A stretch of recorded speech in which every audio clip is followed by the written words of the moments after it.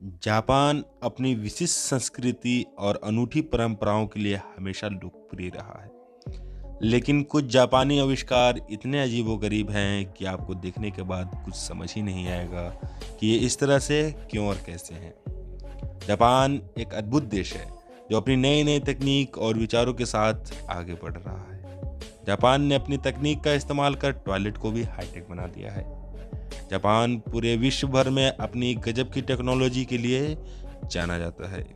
Capsule hotel, bullet train आदि इस देश को हैरान कर देने वाली तकनीक का उदाहरण है। लेकिन जापान यहीं नहीं रुका। वो नए नए प्रयोग रोज करता है और रोज नए नए तकनीक का विकास करके जाता है। लेकिन कुछ जापानी आविष्कार इतने अजीबोगरीब हैं कि आपको देखने के बाद कुछ समझ ही नहीं आएगा कि ये इस तरह से क्यों और कैसे हैं। लगभग हर चीज़ के लिए वेंडिंग मशीन और तो और ऑक्टोपस फ्लेवर आइसक्रीम, कैफ़े और न जाने किन किन चीज़ों से जापान ने पूरी दुनिया को आश्चर्य में डाला हुआ है। इस वीडियो में आज हम आपको जापान के कुछ ऐसी अजीबोगरीब चीज़ों के बारे में बताने वाले हैं जिन्हें देखने और सुनने में आपको बहुत मज़ा आने वाला है। सो हेलो दोस्तों, मेरा नाम दानिश और आपका मेरे चैनल मिस्टर लेलिन फैक्ट्स में बहुत बहुत स्वागत है। अगर आप हमारे चैनल पर नए हैं तो हमारे चैनल को सब्सक्राइब करके बेल आइकन ज़रूर दबाएं और वीडियो को लास्ट तक ज़रूर देखें।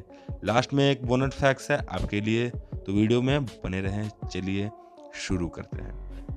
नंबर 1, जापान में कडल कैफ़े।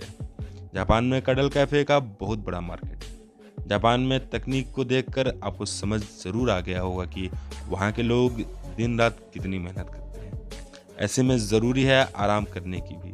तो जापान में आपको कई जगहों पर कडल कैफ़े देखने को मिल जाएगा।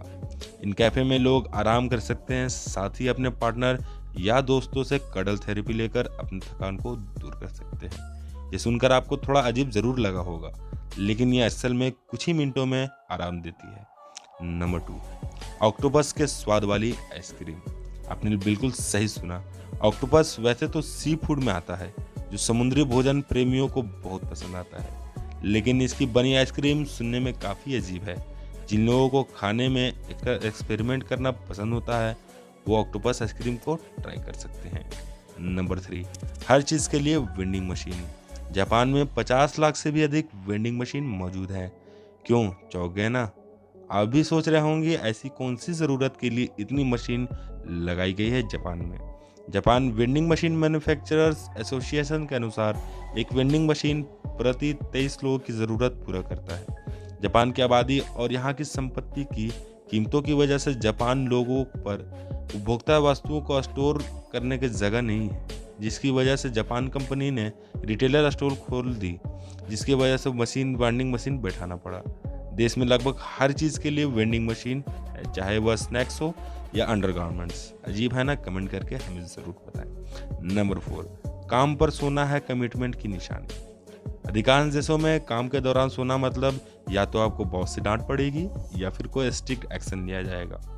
जापान में हालांकि काम के दौरान सोना पूरी तरह से स्वीकार है, क्योंकि यहाँ ऐसा माना जाता है कि काम के दौरान सोना आलस का नहीं, कड़ी मेहनत का संकेत है। जापान की कुछ कंपनियां कर्मचारियों को दोपहर 1 बजे से शाम के 4 बजे के बीच किसी भी समय में 30 मिनट सोने की अनुमति देती है। इस प्रथा को इनुमेरी कहा जाता है। नंबर 5, टेढ़े दांत है एक फैशन। जापान में हालांकि युवतियों येबा यानी शाब्दिक रूप से कहें तो डबल टूथ कैप चलाने का बड़ा प्रचलन है, जिनमें उनके दांत बीच में से टूटे हुए उबड़ खाबड़ अगर होंगे तो उन्हें बेहद खूबसूरत माना जाएगा। ऐसी अजीबोगरीब स्टाइल स्टेटमेंट लोगों के बीच बहुत लोकप्रिय बनती जा रही है और यह बहुत कॉस्टली होता है। नंबर 6, बच्चे खुद करते हैं स्कूल की सफाई। कर्मचारियों को तो भूल जाइए, जापान में अपनी कक्षा और स्कूल की सफाई करना उनके स्कूली शिक्षा का ही एक हिस्सा है। ओशोजी नामक परंपरा के हिस्से के रूप में पहली कक्षा के छात्र हर दिन अपनी कक्षाओं को साफ करने और अपने क्लासमेट को दोपहर का भोजन सर्व करने और यहाँ तक कि शौचालय भी साफ करने के लिए समय निकालते हैं। साल में कुछ बार वे स्कूल के आस पड़ोस में भी सफाई करते हैं और कहा जाता है कि यह अभ्यास छात्रों को दूसरों की मदद करना और अपने परिवेश में सम्मान करना सिखाता है। Number 7, capsule hotel. Advance technology और अजीबोगरीब आविष्कारों के लिए जापान हमेशा फेमस रहा है।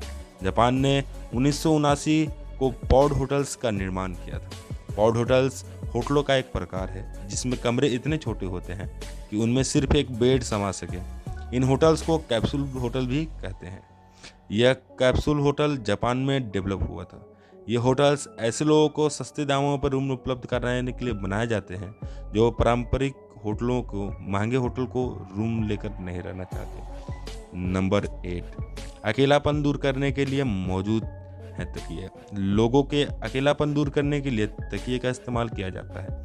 इन तथ्यों की खास बात यह होती है कि इनमें अलार्म क्लॉक की तरह वाइब्रेटर लगाया होता है जो सुबह होते ही वाइब्रेट होकर आपको उठा देती है। नंबर 9, आप मोटे नहीं हो सकते। जापान में सुमो पहलवान काफ़ी प्रसिद्ध हैं, लेकिन आपको यह जानकर आश्चर्य होगा कि सुमो कुश्ती के मैदान के बाहर शायद ही ऐसे मोटे लोग आपको उस देश में देखने को मिले। 2008 मेटाबो कानून के अनुसार 40 साल से ज़्यादा उम्र के पुरुषों की कमर 33.5 इंच से ज़्यादा और औरतों की 35.4 से ज़्यादा नहीं होनी चाहिए। हालांकि यह तय मांडपन से ज़्यादा होने पर कोई फाइन नहीं लिया जाता, बल्कि उन्हें फिट रहने की टिप्स दी जाती है। वास्तव में 40 से 70 वर्ष की आयु के बीच जापानी नागरिक की कमर को सालाना नापा जाता है। और जैसे कि मैंने वीडियो के स्टार्टिंग में कहा था कि वीडियो के लास्ट में एक बोनस फैक्ट मिलेगा, आपको तो जानते हैं बोनस फैक्ट्स। जापान यानी वह देश जो अपने अनुशासन और समय की पाबंदी के लिए पूरे विश्व में विख्यात है। हम आपको जापान में ट्रेनें किस कदर समय से चलती हैं उससे जुड़ी कुछ बातें बता रहे हैं। अधिकांश लोग जानते हैं कि धरती पर सबसे पहले सूरज का स्वागत करने वाला देश में ट्रेन का लेट हो जाना बहुत दुर्लभ परिघटना मानी जाती है।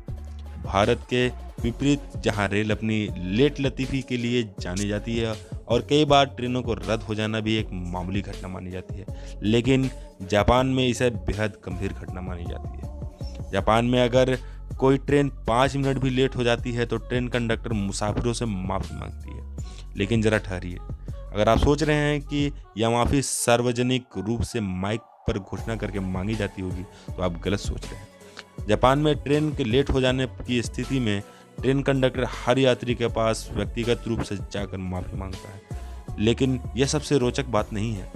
ट्रेन अगर कुछ मिनट भी लेट हुई तो हर एक यात्री को ट्रेन के देर होने की लिखित सबूत दिया जाता है। यह इसलिए कि अगर आप अपने ऑफिस, स्कूल आदि में देर पहुंचे तो आप बता सके कि आपकी गलती नहीं थी।